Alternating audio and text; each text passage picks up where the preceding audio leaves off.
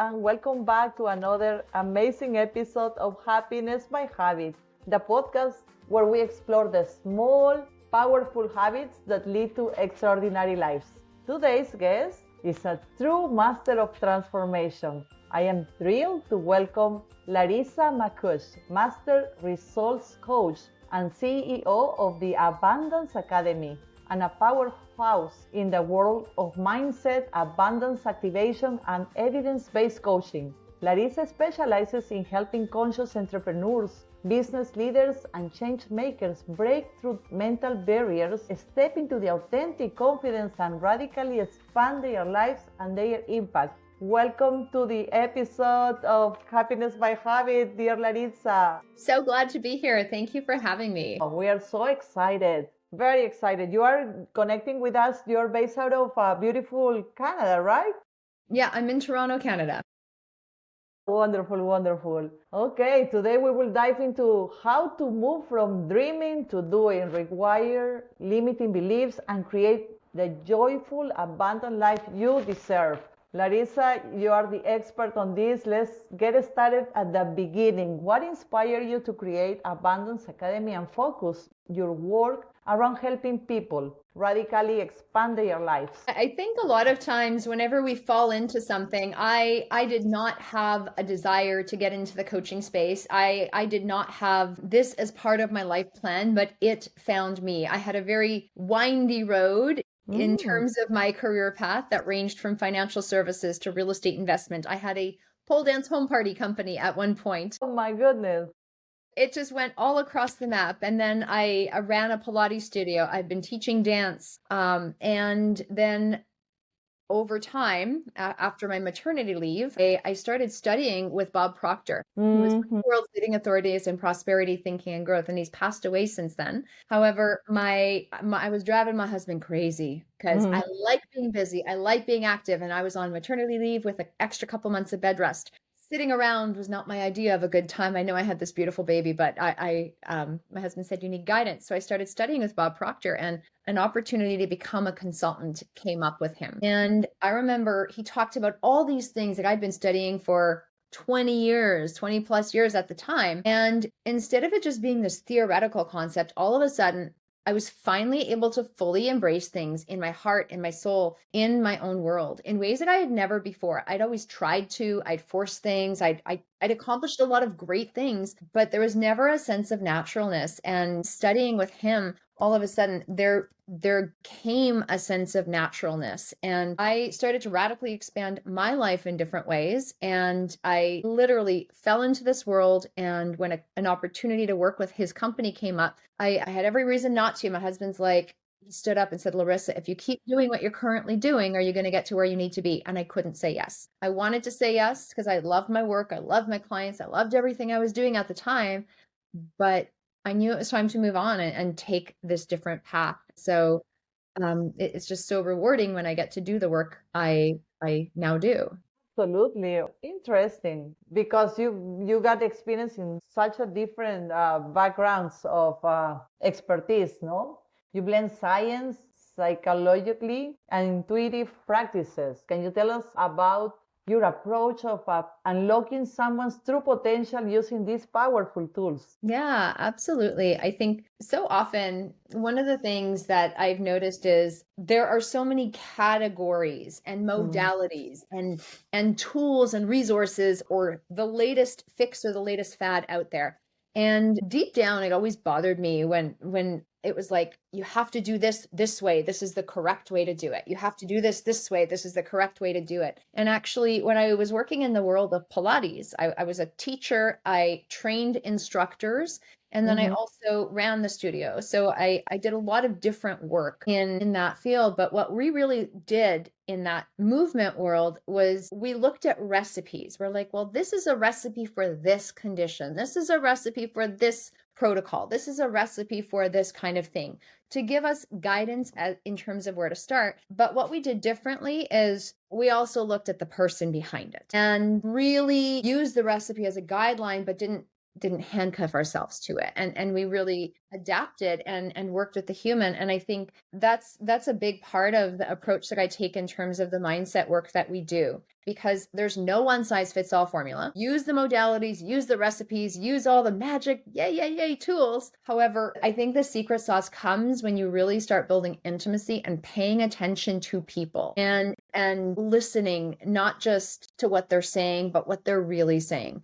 Paying attention to what they want, not just what they say they want, but what they really want. We always say there's a thing under the thing, under the thing, under the thing, under the thing. And when you go layers deep, it's magical, and it's really, really cool, because that's where the significance lies for people. And that's really where change can happen, when you get to know them and start seeing the thing under the thing. That is so true. You can only get to that deep layer once you uncover it, and you do it through the power of listening, of communicating and connecting with them. And it's true also, I love the you mentioned about the recipes, because definitely there is an abundance of tools available for our life nowadays, but it will depend of what is the specific need of each one to decide what are the tools that are best for them. So Well, interesting. any tool can work. A lot of tools can do.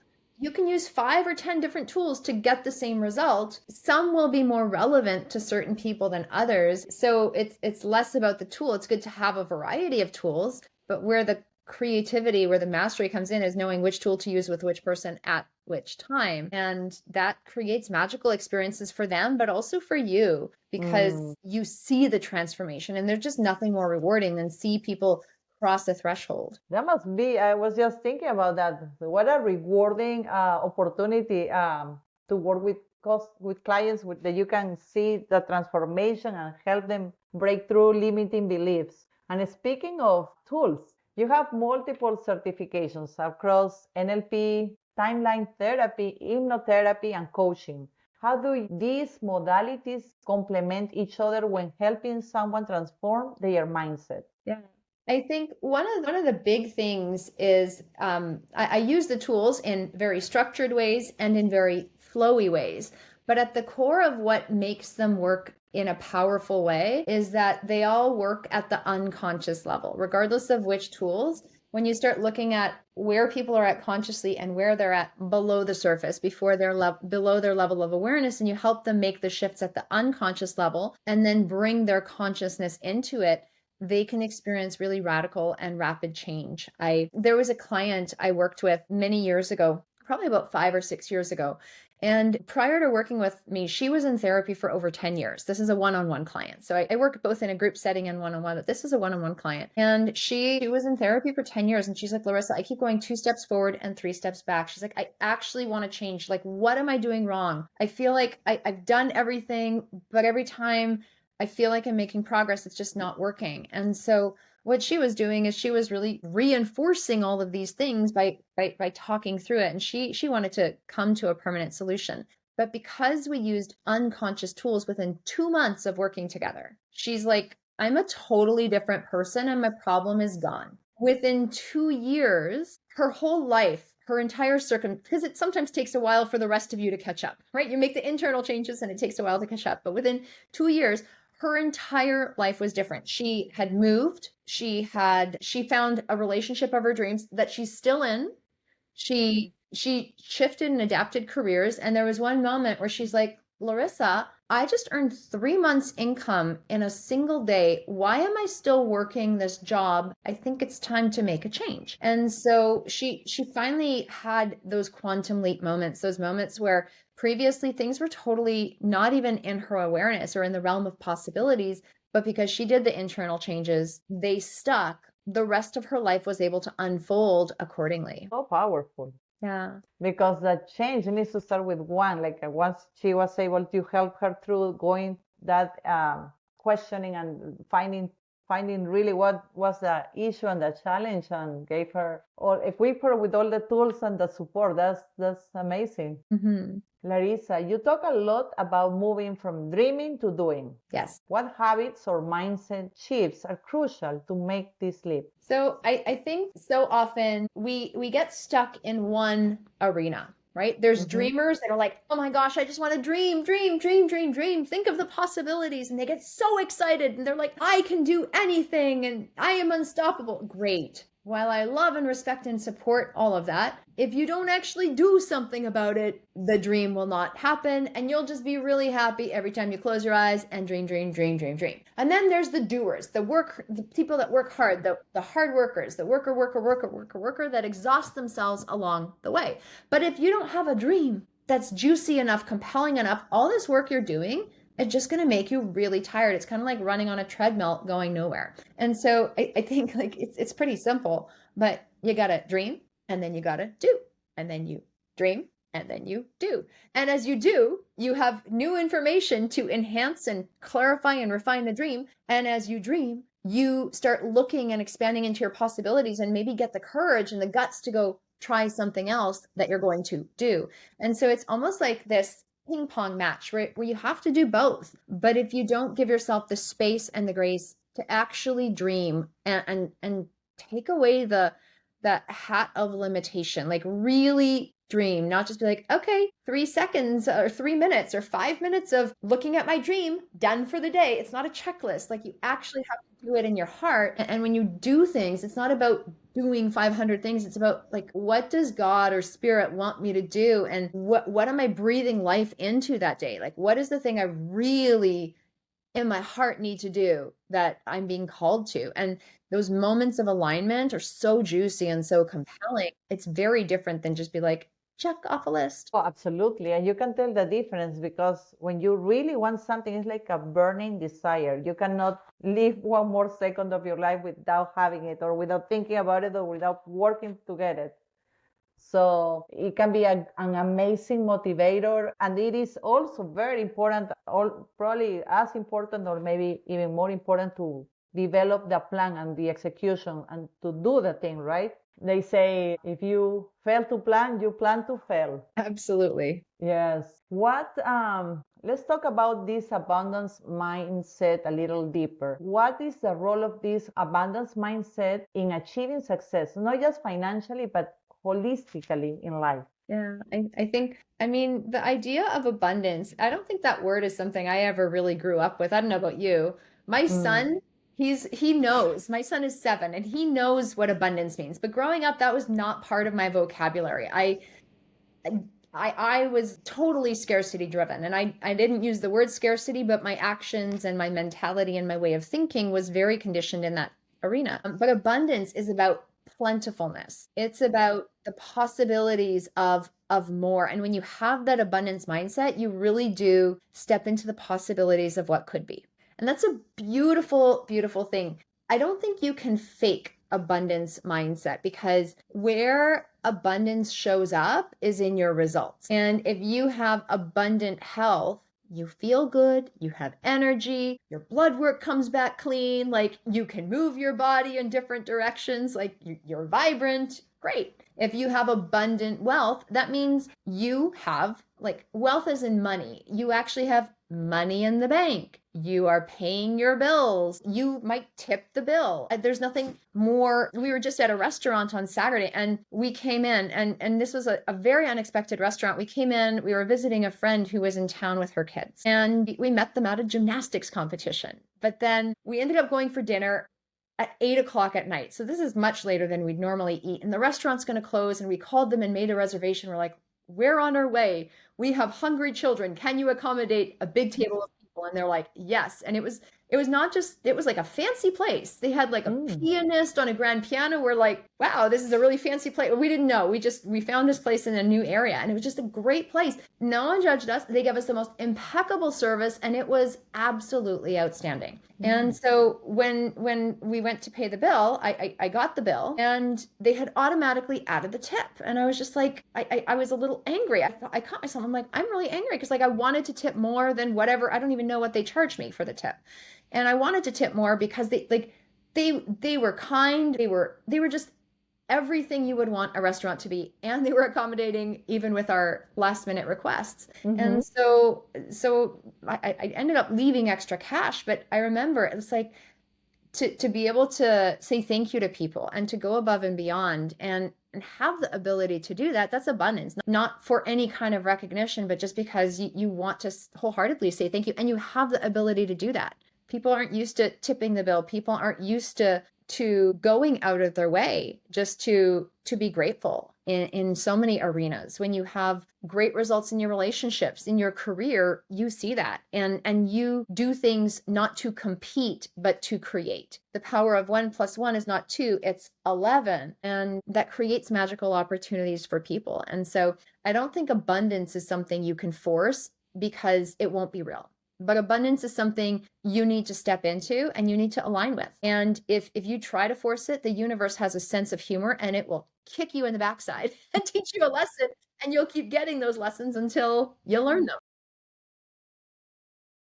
That's very powerful. I agree with that, with you in the sense that maybe abundance itself, it wasn't a term many of us grow up with, but this is a thing that can be implemented and incorporated in our daily lives because what we focus on expands, right? So a lot of people just spoke about the scarcity and how so many people think and focus on the things we do not have. But how powerful is that change when you concentrate on the bigger picture, on the good things? Everything kind of evolves from there in a positive way. Yeah.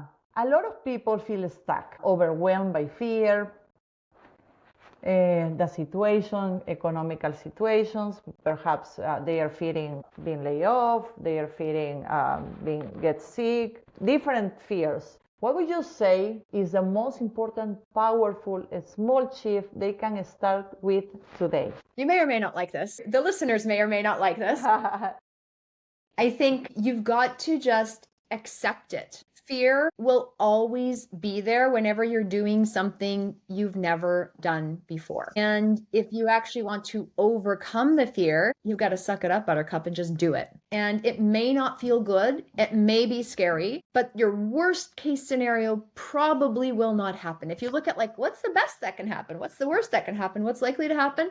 What's likely to happen is likely to happen, or a variation of that. But the worst case scenario very rarely will ever happen, or it's just so incomprehensible. And so there was a joke that we used to say during my NLP trainers training, and because we had to do a lot of presentations and we did not feel ready, and it was just like go, go, go. It was the Navy SEALs of speaker training. And one of the things, we didn't have time to get afraid, that was good. But we also joked that it's well, when you're afraid, you might want to throw up a little bit. So you just, suck it back, pop a mint and get back out there. And you literally just have to do what you're afraid of, or else you're never going to get over that fear. You may need to do it several times to go from the fear to being competent. You may never like it, but you can gain a sense of competence, which can start putting you at a state of ease because you know you can do it. It's not impossible anymore. Yeah, because the fear is kind of healthy also. It's normal to be afraid of something new. Absolutely. Some people even say that when you feel fear, when you are afraid of something, it's also can be a sign that you're moving forward because you're doing something you're not used to. Yeah. Well, and if you think about it, okay, there's a difference between the fear we're talking about, oh, I'm afraid to make a phone call. Oh, I'm afraid to submit the application, or making a fool of myself. That's the kind of fear. There is a response that happens in the brain that, if you're being chased by a lion, tiger, or bear, and you're afraid, it's a very healthy response to have. You should be running your tail off and you should be afraid. You want to be afraid and you want survival. To go survive. Yes.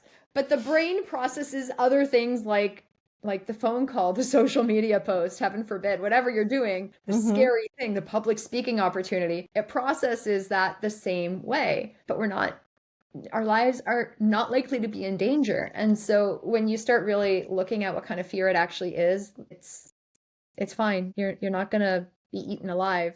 It just do it. Just do it. Right. Just do it. A lot of times, as you mentioned, the fear is based on something that is not real. Most of the times is based on the worst case scenario, which is unlikely to happen. So when you think about it and focus on the objective and try to calm yourself down and focus on the on the future and the activity you need to do is, and also focus on that. It's good to have this fear, because that means you're moving forward, you're doing something new. So that is a good technique, I think, also.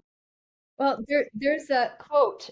There's a quote that goes, "When you're green, you're growing. When you're ripe, you're rotten." And when you're growing, you're either growing or you're dying. You can never be doing one or the other. So even into your 70s, 80s, and 90s, you can be growing mentally, physically, developmentally. Like there's no reason to stop. Most people just choose to. There's no actual reason to stop growing and developing yourself at any age. However, if you don't actively pursue that, you're gonna like just start to get to the point of disintegration where you ultimately waste away. And you see that in society, left, right, and center, with some of the things people say, some of the things people do. I'm too old to exercise. Why bother? Movement hurts. Why would I read a book? It's just, I don't need to. I'm not in school anymore. I don't need to learn anymore. I'm just going to enjoy myself. Well, no, you need to keep stressing your muscles or they won't grow. And it's the same thing. If you don't do things that scare you, you're not growing as an individual. Like you're just going to coast and flatline, and that gets boring after a while. So it might be nice, but it's not going to be satisfying. You're never going to have those sparks of joy that light you up like a Christmas tree. And if you want to have a good life, you've got to be willing to do things that make you uncomfortable. And the more you accept it, the easier it gets. Absolutely. So that will be super key if you want to continue growing, have a life that has purpose, that makes you happy. Definitely keep moving forward, keep learning something, keep doing something that new, experience a little bit of fear, but that is okay. Just keep moving forward would be the suggestion from Larisa. So let's talk about your why. What drives you every day to do this transformational work? I love to teach. Since I've been very, very young, I used to force my sister. When she was getting ready to go to kindergarten, I used to force her to do phonics. I would make like little phonics sheets for her. I wanted to get her ready for school. I would use my sister as my first Ukrainian dance instruction subjects. I would choreograph for her. So I don't know if she appreciates it or liked it, but I loved teaching. Even back then, all I wanted to do when I was younger was be a Ukrainian dance teacher. That was like my life. That was like my 4-year-old princess dream. And I did that. I was an artistic director. I've taught and worked with clients and different people in various capacities. But that led me to start. I was teaching movement. I was teaching dance. But I realized over the years that I love teaching anything and everything. There's just something about the process of learning that turns me on. There's a moment when a student gets something, whether it's physical or whether it's a cognitive, a learning process, or whether it's them on their own personal growth journey. There's a moment in time where people have like these light bulb moments and they just light up like a Christmas tree.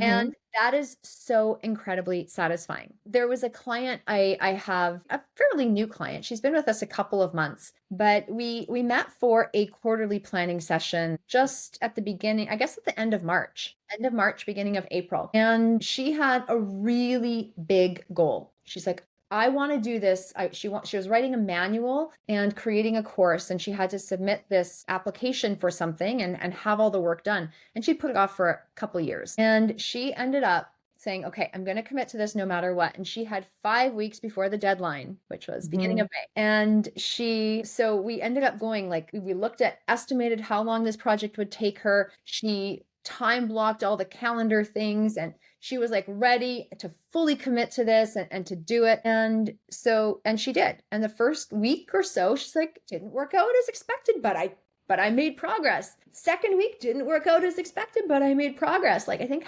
2.5 weeks into this, she messaged our WhatsApp group. She's like, I submitted this application. She wasn't even halfway through the time we had allocated, and she had completed this thing that she'd put off for so long. But what was exciting for me, it wasn't that she just checked the box off and she got it done. Like I knew in my heart and soul how much this meant to her. Like this is like a passion project. This is part of her life's work. And like I knew how important this was to her. Like I was almost like tearing up because of my excitement, but she was able to do it so much faster, so much easier, so much more joyfully than she had ever anticipated. And to be able to be a part of that, to be able to see that and to observe that, that's what gets me going, is seeing people learn, seeing people grow and stretch themselves and realize that there is more out there for them and for others that they touch. Wow, how satisfying. That's amazing. We love talking habits here because the name of the podcast is Happiness by Habit. What are some of your personal happy habits that keep you energized, centered, and joyful? There's two things. So, two things: movement and mindset every day, no matter what. There's a lot of other things I do, but those are like the non-negotiables. So every single day I must move my body, because if I don't move my body, I can maybe go one day without it. But after 2 days, I get creaky and very crabby. I get tired. I can't keep my eyes open. So I must move every day, even if it's for 10 minutes. So that is, I change how long, what kinds of movements I do, and what I do in that container. But the non-negotiable is I must move every day. The other thing is the mindset, and what you feed your mind, what you pour in here will get expressed out there. And so again, I listen to books, I read books, I do journaling, I meditate. I have a whole list. I actually have a whole list of tools that I use and that I draw from, and I mix them up. But one of the things I ended up doing probably about 4 years ago is I would tell my clients, I'm like, you guys need to study every day. Because if you don't study, if you don't feed your mind, you're not going to get what you want out of the work that we're doing together. So I gave them guidelines, and a couple people did them and they got results, but then the rest didn't, and they felt bad. And I didn't like the feeling, and I didn't want them to feel bad. And I felt bad that they felt bad. And so I ended up for 1 month, I said, I'm going to make a 1 month commitment to my clients. And for this month, I am going to show you a part of my morning routine, and we'll study together. I'm going to teach you to do what I do, because I wanted them to be successful. And I said, we'll do it at 6:30 in the morning and go from there. So we did. And they did something amazing. They clicked join now. And many of the people that just didn't commit to themselves on their own time committed to clicking join now. And that was about 4 years ago, because at the end of the month, they're like, Larisa, you can never stop this. And so we've kept doing these morning calls. But even with that, I still do my own mindset routine. But those morning calls, I think probably the last couple months, I've realized really how powerful those calls are for me. And every time I go on vacation, there's times where I might pre-record a couple of the calls and not see people live for a few days or for a couple weeks. And my energy goes to a different place. Like I love the calls. I thrive with them because we're learning and we're growing and we're feeding our minds together. And it's become such a ritual for me as well as my clients that it's almost like it's good happy juice every single day, and it's good for you. Yes, and you have your accountability partners with your clients that you talk to. I love that. I think that's very important, the morning rituals. I love reading as well, and one of my favorite books is Atomic Habits. Oh, yeah. So I wake up early because of my kids, so I need to get them ready for school, but I wake up a little earlier than that so I can have me time. And one of my favorite parts is a little meditation also. That's important. The movement, I can totally relate to that because I love it, and it not only makes me feel more energized and everything, but feeds my soul. It makes me happy, like dancing in particular. In my case, I love dancing. The Zumba classes, awesome, very good. In your personal journey, what has been one of your biggest mindset shifts that completely changed your life? I think it was that my greatest successes come easily to me. And I remember, this is a few years ago. I don't know how many years ago, but I remember I was sitting in my office before it was renovated, before we reorganized my office, because I remember the direction I was facing. And I remember sitting at my desk, coming to this realization that all of the most successful moments I had and times where I felt successful, I got certain results, I didn't work very hard. And I could attract and earn big results, big money, big opportunities when I was at a state of ease. And I'd heard people talk about this, but I was always conditioned that you have to be a hard worker. You have to work hard to be successful. And this whole, my grandparents were immigrants. And so they worked hard. They valued hard work. The last thing I wanted to be was lazy. Like that's a swear word in my, like that's an earmuff word. I can't use that word because my whole life, that's the last thing I ever wanted to do. And so the conditioning was work hard, but the results actually came from having more fun and doing things easier and more joyfully and more naturally. And it was never hard when I was aligned in those moments. And so for me, that's definitely been a challenge. It's still something I'm actively working on. It's something I recognize and I embrace today. However, it's something I still have to deliberately and actively work on. Like, yes, you do have to do the work. However, when you're in spirit and inspired, all of a sudden, you can do a lot less work and have more fun and get better results. Instead of saying working hard, maybe working smart or working happy. I don't know, that might be some of the words that come to mind, because definitely when you do something you love doing, it's gonna show and everybody's gonna notice and it's gonna feel it and the energy, and you're able to naturally accomplish greater things. Yeah. Well, you synergize, right? Success comes easily. You synergize and it goes poof. It's almost like an explosion, a good explosion. Multiplies. Yes, absolutely. And you can feel it when you are with somebody like that. You can either somebody you can help or somebody who thinks in a way like shares your feelings or your mindset, and you can create amazing things. So it's definitely multiplies. This is really powerful. Larisa, as a successful entrepreneur, coach, mom, and wife, how do you create balance between your professional and your personal life? I know what I must do, and I know what would be a nice to do.